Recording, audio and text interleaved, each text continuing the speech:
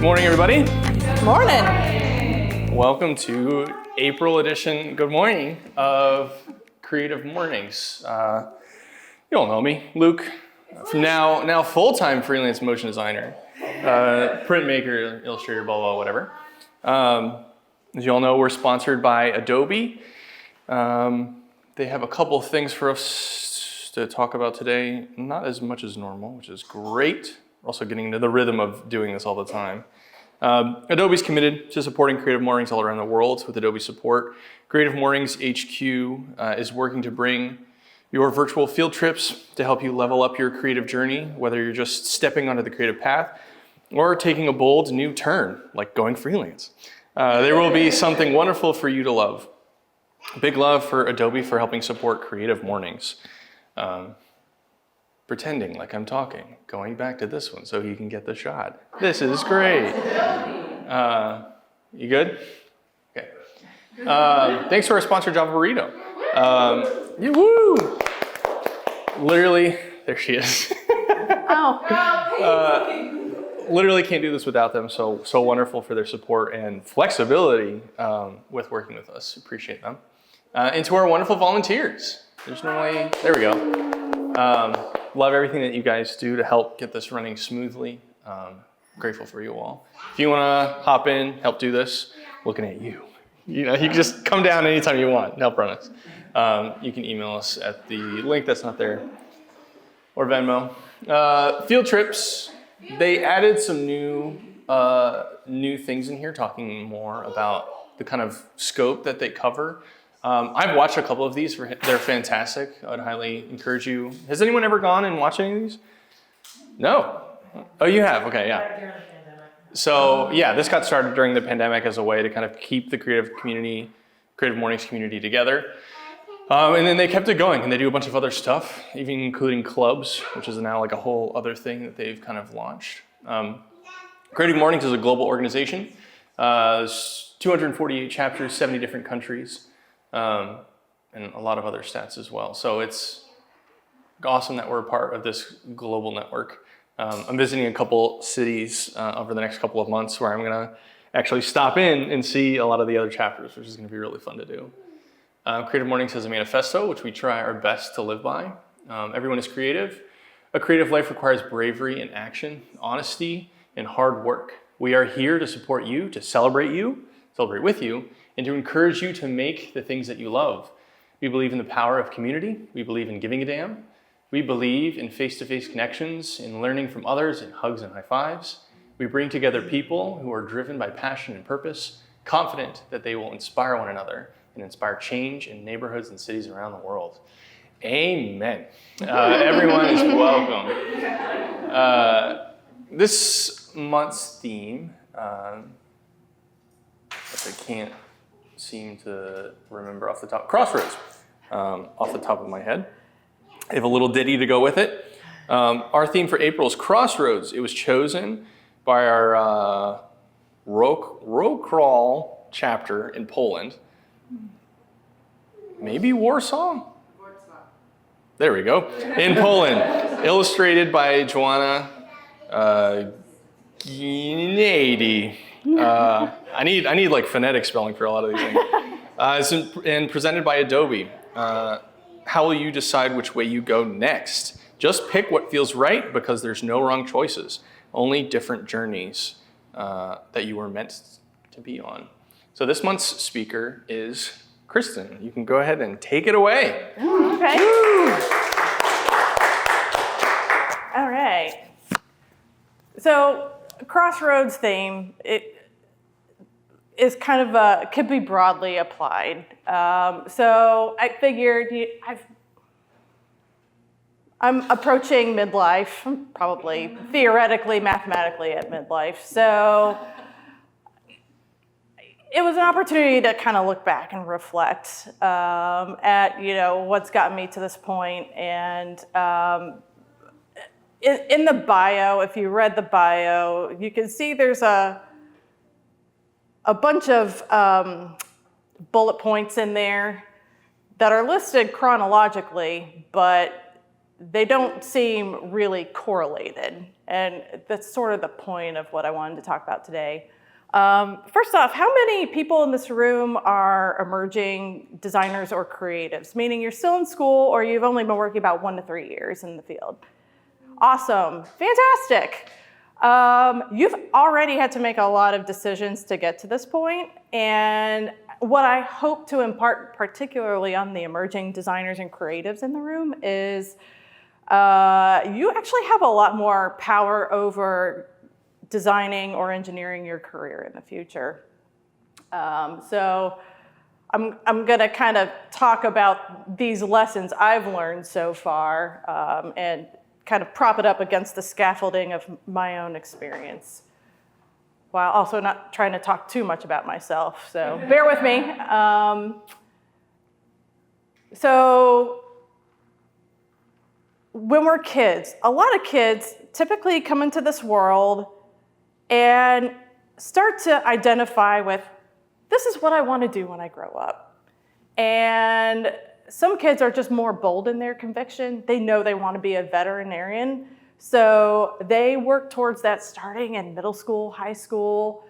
And for me, it was kind of a little more loosely bound. Was always really fascinated with the experiences created by the Walt Disney Company, the storytelling, the immersive experiences at their resorts and theme parks. I, by the way, grew up in a family that my parents were engineers, so looking back, they seemed kind of allergic to fun. We never went to amusement parks, never went to Six Flags or anything like that with them, or local fairs.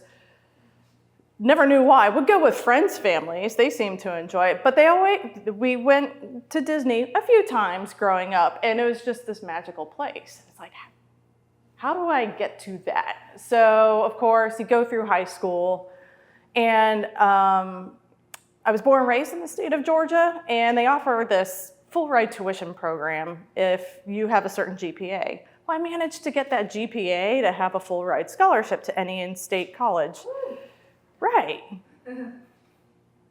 So I applied to a few schools, really wanted to go to UGA a lot because they just kind of had more of a broad swath of programs.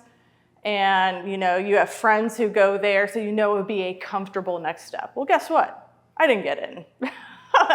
So this was a point where I had to pivot. And it's like, dang, I'm not off to a good start. I thought I was, but I'm not following on that path that I thought I was supposed to be on. So it happens. So went to a smaller state school, did just fine, and then ended up transferring into the University of Georgia, actually in a better situation than I probably would have been had I gotten in originally because of how well I did in those core curriculum classes. I ended up being in the honors college, and so that just has different distinctions later on in the program. So, by the way, I didn't declare a major until I had junior level credit hours. So I was very late bloomer in that sense. So for the young folks in this room, even for folks in midlife, it's okay to not exactly know where to go or how about getting there, because life's just going to throw things in your way and you're just going to have to find other things. But those other opportunities are actually out there. You just kind of have to be open to the idea of, well, let's just do something a little less comfortable, or that's not how I saw it going, but I'm going to do it anyway. So I ultimately ended up majoring in drawing and painting because I knew I wanted to end up in a creative field, and I felt I'm probably going to need another degree once I really figure out what that specific path was, because I still hadn't figured it out by the time I graduated from Georgia. So I majored in drawing and painting because visual communication is very important for creative people. They say picture's worth 1,000 words. It's absolutely right. You can convey a lot more breadth and depth in a concept with the tools that we're trained to use, as opposed to a lawyer or an engineer sometimes. So I took a year off, and did the Disney College program. Because again, I'm like, let's go back through Disney. Let's see what this is like. In my internship, I did not work in a role that's anywhere remotely related to Imagineering, but really wanted to get the, what's it like? What's the culture like behind the doors? And after being there for a year, while I was there, I was researching schools, researching programs, trying to talk to creatives I could access down in Orlando. They did have a small subset of creative team down there. And that's how I was kind of turned on to the industrial design major. And so I figured out my focus, but also in talking to those folks, you kind of got an understanding that the work-life balance is just not something that I believed was all that glamorous. So, but that's all right. I learned a thing, move on to Savannah, enroll in the industrial design program. SCAD stuck out as a school because, again, when I saw the facilities, they, at the time, state-of-the-art facilities for everything. That was not matched by other design schools I saw, from San Jose State to RISD. It was just unmatched. So I was really thankful that I actually got accepted into the program. When we were in our grad school orientation, there was a facilitator there, and Mariah and I, we both went into the program together. I don't know if you remember this. Do you remember them saying, always work towards your thesis?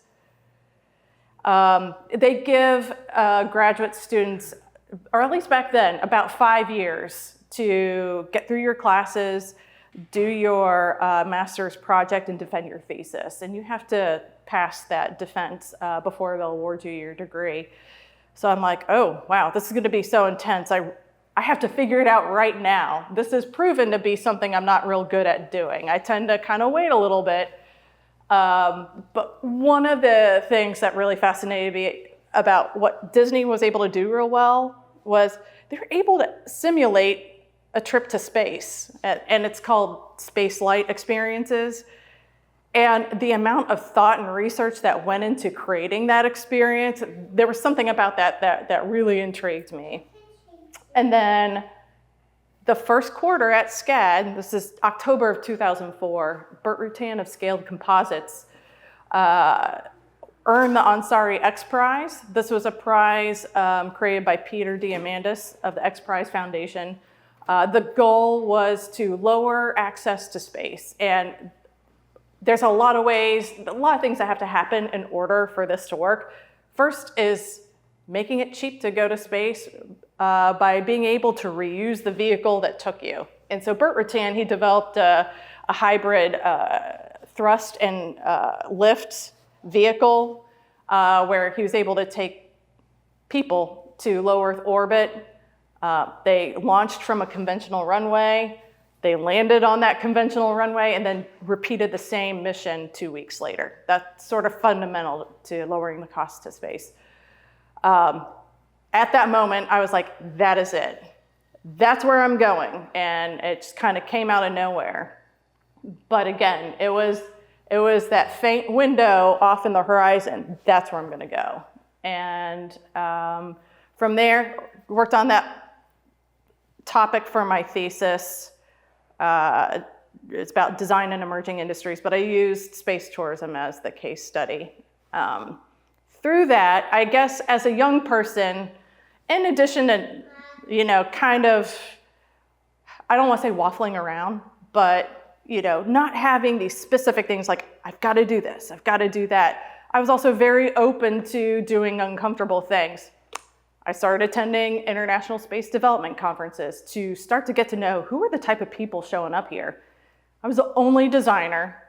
So it was really interesting to hear the conversations. It's a lot of business people and it's a lot of engineers. But nobody's talking about the actual human experience of going to space. There's a lot that's involved. You got to precondition, you got to prove you're fit to fly.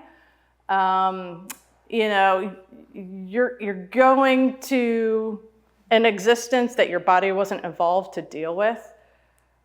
So, how do you convince people that your service is going to be safe and be reliable? These are things that they weren't really thinking about at the time. It was really interesting. Went to air shows, met Peter Diamandis in person, met Burt Rutan in person. These movers and shakers were really accessible. And you just don't realize it until you put yourself in that situation. So through that, I was actually able to get a gratis spot on G-Force One.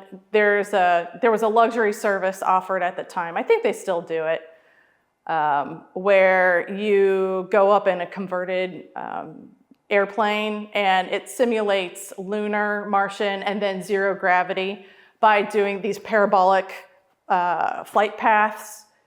And Peter said, I want you to go on this so that you at least get a sensation of weightlessness. We have people who back out all the time, so we end up sending these aircraft out with empty seats. If you're willing, because they do the service out of Kennedy Space Center, which is just down the coast, he said, if my mission specialist calls you up at 5 in the morning, it means they've got a spot open for you. And sure enough, I got a call. I went down and did this experience, lived up to the moniker of, I lost my flying. It's okay. Yeah, it's coming back. I'll just let that ride. It was called the Vomit Comet. I realized I'm actually really not cut for going to space myself. But it actually wasn't the weightlessness, it was coming out of the weightlessness, where you have to get down on the ground, but you go from 0 Gs to 2 Gs. And by the 11th parabola, I had enough. But the problem is, it's like being seasick. You can't get out of it. And they divide you up into groups, and there was apparently a woman in another group who was so sick and terrified after parabola 3, she insisted on being strapped back into her seatbelt. And we call them the camp counselors. They're really the folks trying to make sure that they tell you to get down before you come out of weightlessness so you don't injure yourself or anybody else around you. And they're like, you're going to make it worse for yourself if you strap yourself into the seat. So I learned a lot through that. Was really grateful for the opportunity and experience to do that. But another opportunity that came up that I almost didn't take was Gulfstream Aerospace also sponsors a lot of projects with industrial design. I had helped Mariah with one of those projects because it had developed a reputation for being very intense. A lot of the time, the projects require a group of people to build a whole cabin section and fill it with architecture, furniture, fixtures, features. It has to be complete. It's a lot of work for a small team of students in 10 weeks. And towards the end, I ended up pitching in and helping out with some soft goods that needed to be made. And then I was like, and then one of my advisors on my thesis committee said, you really need to sign up for one of those yourself. And I'm like, that class will just grind me into the ground. And he's like, you'd be a fool to pass it up. You want to end up in extra space, you need to start with aerospace. So I did the class, and it ended up turning into an internship, which turned into a contract and then a direct position. And I'm still with Gulfstream now. And that was not something that was seen or expected. And then, as I talk, I've been there since 2007. So I've been there 18 years. And I look back and I'm like, I never ended up in space. But the thing is the industry is still trying to emerge. But I've recognized in aerospace, there's so many fascinating problems to solve. I still haven't learned everything. And then even also once you have landed in a company or an industry, this is also your time to look for opportunities. So started off styling the 650 interior. once that was approaching a point where it had to be completely engineered for production, there's usually kind of a simmer down on the concept side. And the design lead in the studio at the time said, hey, the director of R&D wants to create the cabin management system. And so this is something that works like a home automation system. So I went from designing furniture, fixtures, and features to where there was an opportunity to work on system interfaces. Well, because of the diverse curriculum at SCAD at the time, we had to take some of those classes, and I was the only designer interested in taking it on. And I said, I would love to do it, but I've never done a project like this before. Please be patient with me. And they're like, it's okay, we're all learning. We've never built a home automation system before. So I cut my teeth on that, got them knocked out a couple times, and it's part of the learning process. And as a young person, it's hard to admit, I haven't done this before. I don't know what I'm doing, but it's always okay to say, please be patient with me, I am learning. But you demonstrate the hard work, you demonstrate the right ethics, like this is the right thing to do, or I need some guidance on this because I don't know if I'm doing the right thing. So that's my recommendation to the younger folks in the room. It's okay to not absolutely know how to do something or be the expert already. I think as young people, you tend to come into this world like, I got to build myself up. I need to be 100% confident.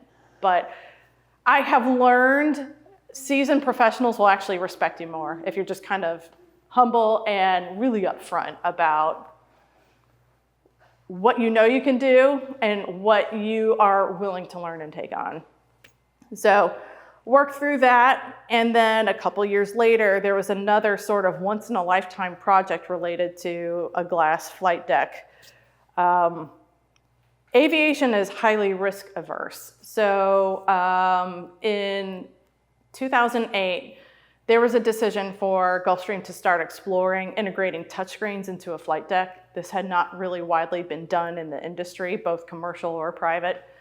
And they were looking into it from a obsolescence standpoint. Made a lot of sense. You look in a commercial aircraft flight deck, you're confronted with 1 million circuit breakers, switches, and all sorts of touch points, affordances. If that button fails, you got to remove the whole panel to replace the one button. It becomes a maintenance issue. Even a couple years ago, British Airways had a small fleet of wide-body aircraft that was still receiving avionics updates on floppy disks. So if that gives you an idea of, because aircraft are manufactured, if they're maintained well, to be operated for 50 years. So this is why aircraft today have to prove that they can fly on sustainable aviation fuel, because the belief is in 2050, that is what will be the only option for fuel in the future. So it's really interesting, slow to change, but also very aware in the future, if we can't legally fly our aircraft, we're going to shoot ourselves in the foot. So this Symmetry flight deck was a radical shift from the old steam gauges and panels full of buttons type of flight deck. And again, with that team said, worked on the cabin management system that is crew facing, but doesn't have the same safety implications as obviously the brains of the aircraft. So again, sole designer working with human factors engineers, avionics engineers, and project pilots. And probably something I did in the beginning that I thought would help everything,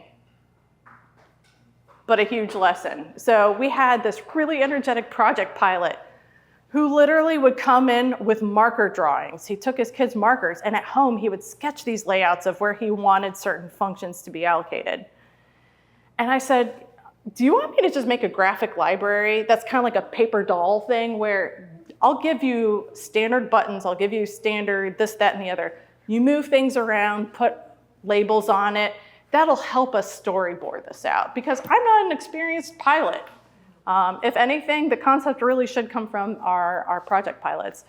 So I did that, and it really helped, again, back to the visual communication, it helped the project pilots communicate to human factors why this thing needs to be right here. And so those started going into requirements documents, and then they were shipped to the avionics developer. And something I failed to ask in the very beginning, or failed to consider, was that graphic library, the paper doll element, got shipped off to the developer. They made the first software version with those graphics. I didn't know that would happen. So another huge, teeth kicked in. It was so embarrassing because we finally get our representative hardware, which I also did not ask for the technical specs on. At the time, we started carrying around phones with retina displays. Everybody has an expectation for what a touchscreen should look like. These touchscreens that go into a flight deck, because of the safety level that they have to be certified to, they're not capacitive. They're resistive touch to avoid inadvertent actuation of anything. And so with a resistive touchscreen, you have more layers of glass and more layers of bonding. And the pixel density was like 118. And so this stuff came in and everything was all blurry. And I just felt so embarrassed. I'm like, this is bad. And I kind of made a case to the team. I'm like, we really need to swap all these graphics out for better contrast. And of course, HF was like, yeah, we need to do that.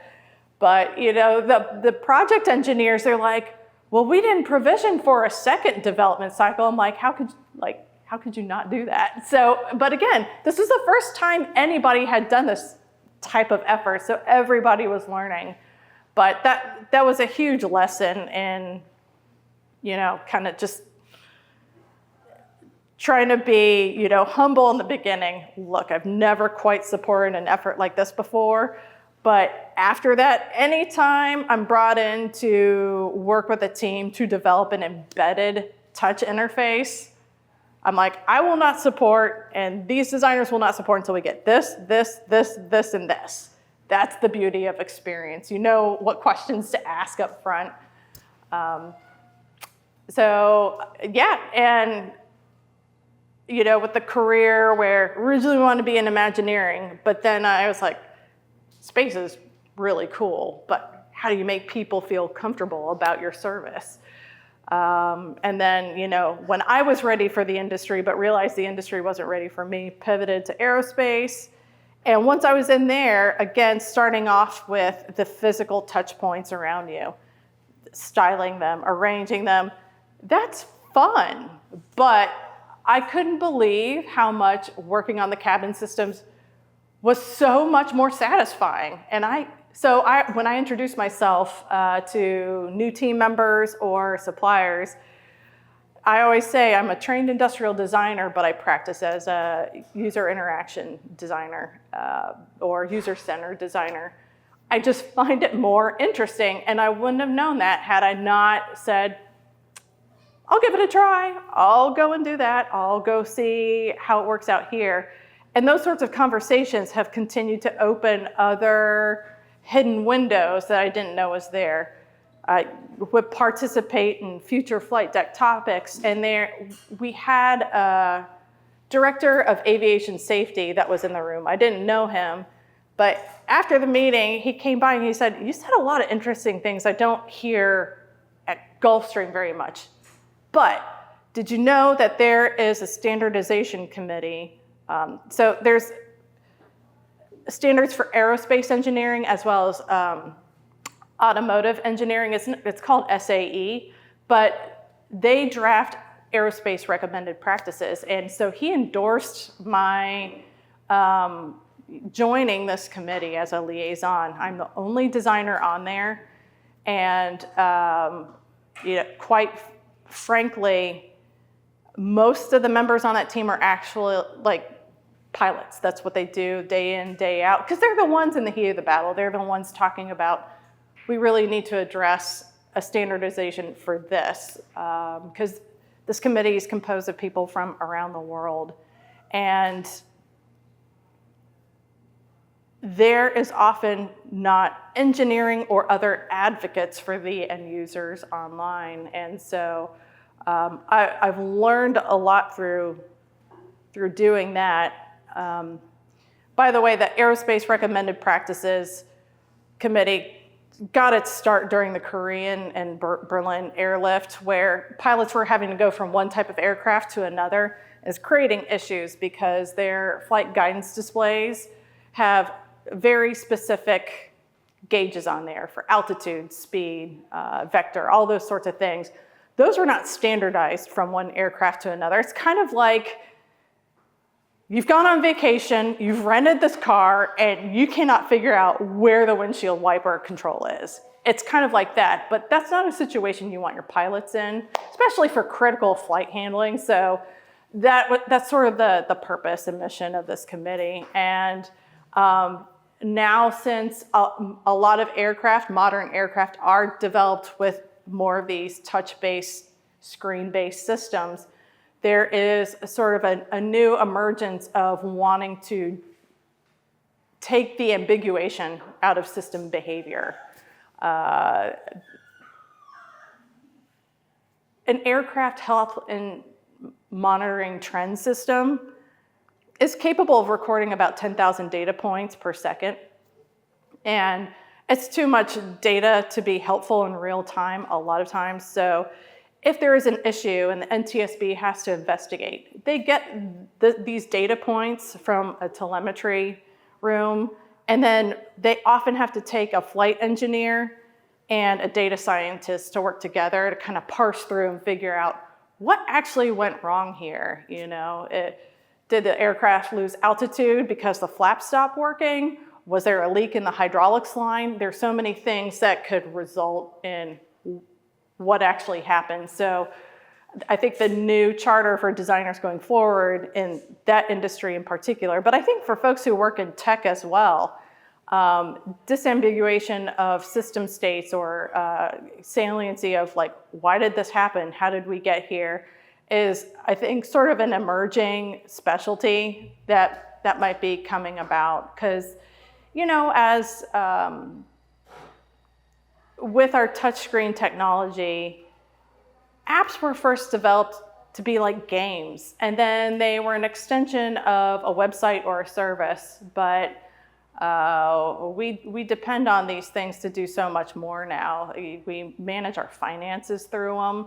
Another heavily regulated industry. So this is a topic I would have never anticipated 20 years ago that I would be talking about. And bless you. And so I think the moral of the story is you really don't know your path, and that's okay.